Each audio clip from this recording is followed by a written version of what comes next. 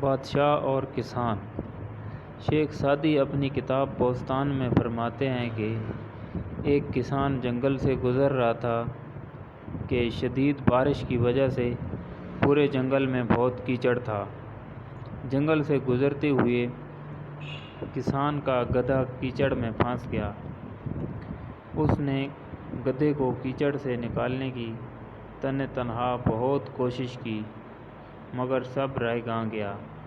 کسان کو کچھ سمجھ نہیں آ رہا تھا کہ وہ کیا کرے۔ کبھی کبھی جب انسان کو کچھ سمجھ نہیں آتا تو وہ اپنا غصہ بلا وجہ دوسروں پر نکالتا ہے۔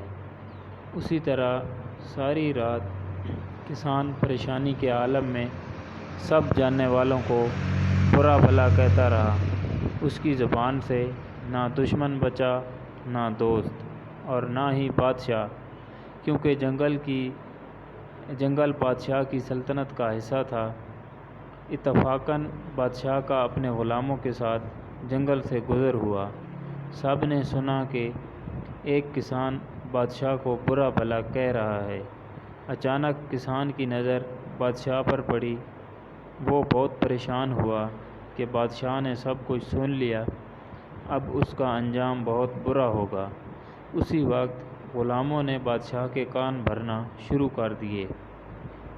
ایک بولا، اے بادشاہ، اس شخص کی گردن تلوار سے اڑا دی جائے کیونکہ اس نے آپ کی شان میں گستاخی کی ہے۔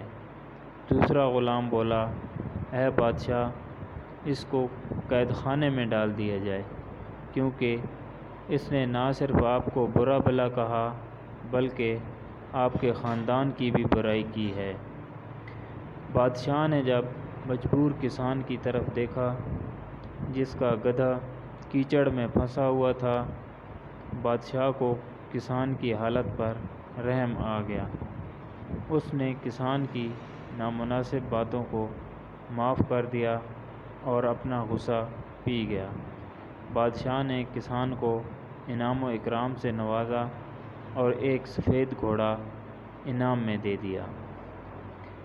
ہمیں اس کہانی سے یہ سبق ملتا ہے کہ سچ ہے کہ برائی کا بدلہ برائی سے دینا بہت آسان ہے، لیکن انسان کو چاہیے کہ برائی کا جواب ہمیشہ بھلائی سے دے۔